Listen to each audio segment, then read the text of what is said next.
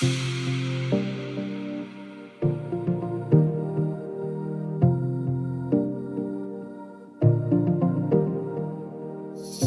and welcome to GreenFleet Talks. My name is Kate Armitage and I'm your host for our discussion today. I'm delighted to be joined by Alison Argall, who is Business Development Director at Tusker.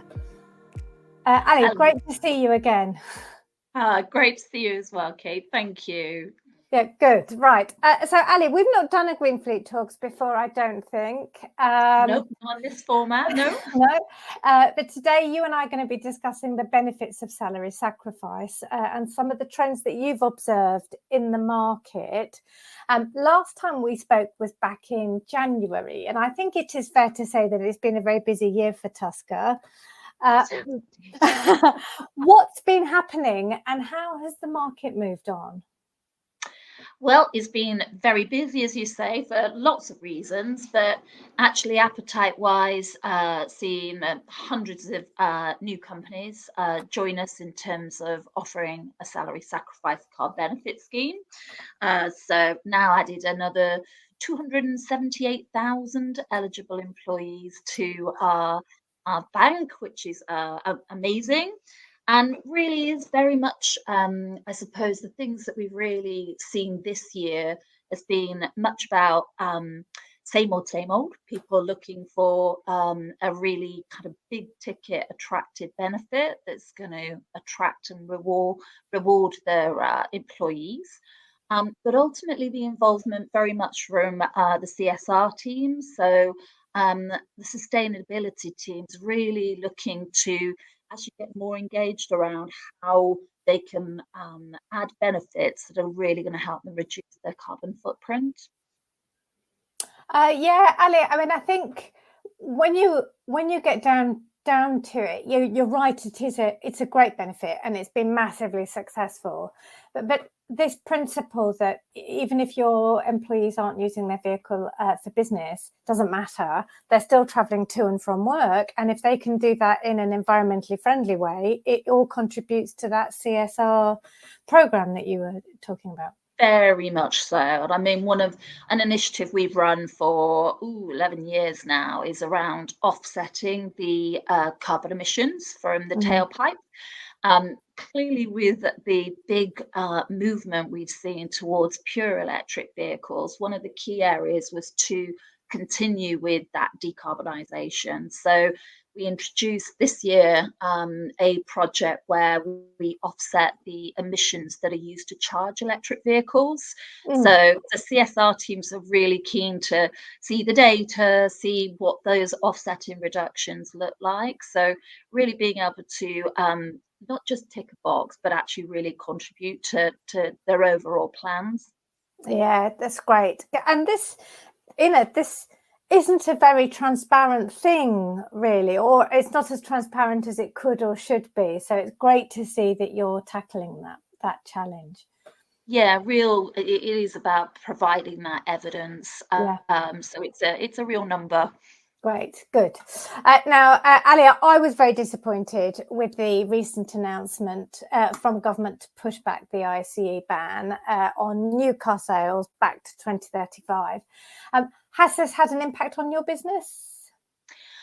Ultimately, I mean, yes, in terms of clearly, I think there's always that concern, sort of what's the drive and the sooner the better. But actually, in terms of that engagement level and adoption still from employees that are really keen themselves to make an individual difference and engage with that wonderful new technology. So we're still seeing engagement on pure electric vehicles drive absolutely furiously forward. Just use and around circa 85% of the cars that are taken on the scheme are pure electric. So yeah, really positive in terms of hopefully making good ground and continued ground to meet that 2035 deadline.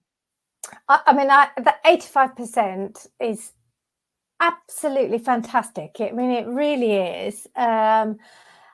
And I suppose we kind of have to point out the obvious here, that the tax benefit in doing that, the benefit in kind benefit, it really has been the driver behind that. But it's great to see that that policy has really made such a big difference to.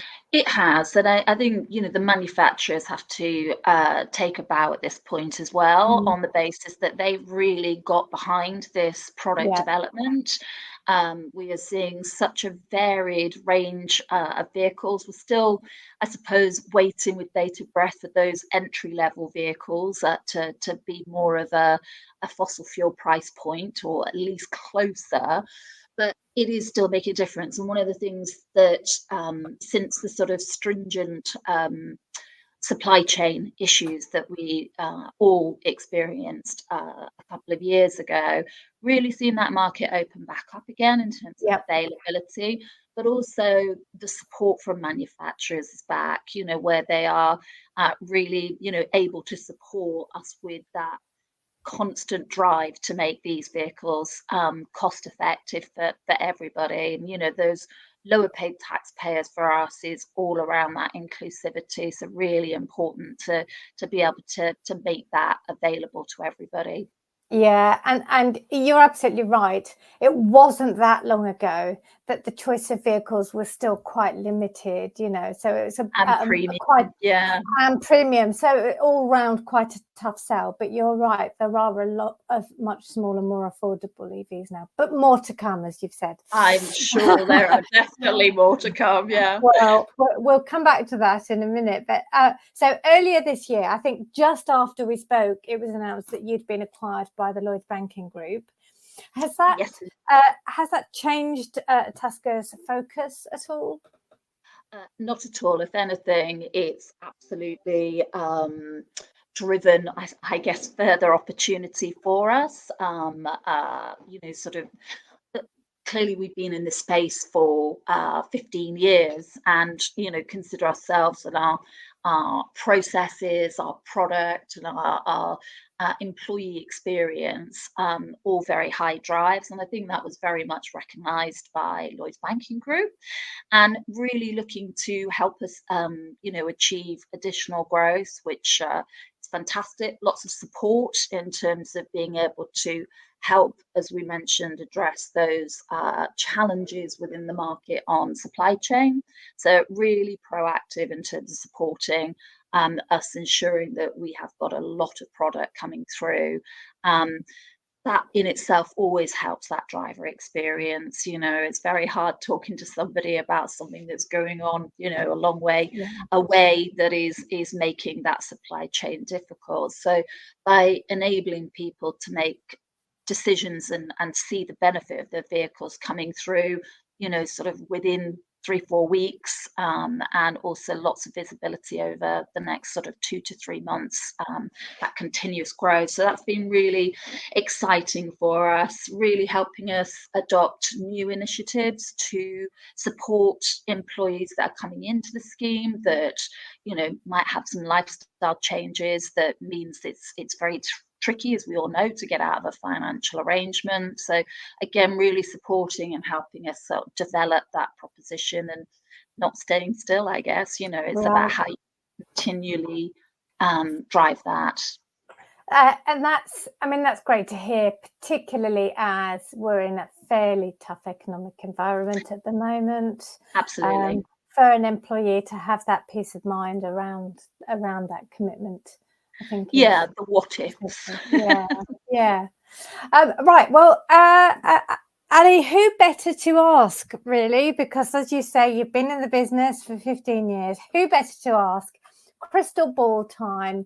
What does 2024 look like for you? What are you expecting is going to come? Well, I think it's very positive in terms of the things that we've seen in 2023, around, as I say, that continued support from the government around low company car taxation. That I expect to see a continued appetite across organisations for putting in this tangible benefit that is ticking a lot of boxes, as we mentioned, around keeping staff happy, keeping them, sort of engaged within their organisation and seeing that value. As well as, I think that sustainability drive will, of course, continue, as all elements of a business are very much dependent on, reducing the carbon footprint and that neutrality. So, yeah, I think it'd be exciting to see more entrants come into the market and see that product development. So the drive for me, if I had a wish list, it would be that sort of, midway entry level price point vehicle. So let's say we'd love to see something coming in around that £15,000 that would really drive the engagement. And we work across both private sector and public sector. It actually doesn't, sort of in terms of their engagement, it is all about being as an inclusive benefit as possible. So we are seeing, we're making inroads this year, but I'd like to think next year we'll really see that popularity and those city cars, those electric city cars really seeing those out on the road and parked in the car parks would be amazing. Especially for employees who are perhaps not as well paid, because they're the ones who can really benefit from the savings here and from the fuel savings. And it is, and benefit from the savings, but that all-inclusive package. We hear so much in the news at the moment: insurance, motor insurance increases, all of this, having it fixed, having all the things we find with, that throw people out of kilter. It's a puncture, it's something's gone wrong with the car, it's going to cost them something to replace. People budget very well, but you don't need much to throw you out of kilter, do you? No, you're absolutely right, and it is those people who are just about managing, who hit the affordability metrics, but even so, it's still a fine balance. Ali, great insight. Thank you very much. And if you could just email me the winning lottery numbers next week, that would also be great. I too. That is about all we've got time for. Ali, thank you very much for your insight, and of course, thank you very much to Tusker for joining GreenFleet Talks. Thank you for having us. Thank you, and thank you for watching. Please tune in to GF365 again soon.